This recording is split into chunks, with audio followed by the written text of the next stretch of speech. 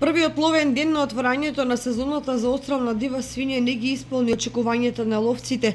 Изостанаа традиционалните собирања и масовноста карактеристична за ловците до пред неколку години. Тие што го искористија убавиот октомвриски ден да прошетаат по терените со претходно платена членарина и добиена дозвола, вела дека низ ловиштата ни загали се слушаа ни пукотници.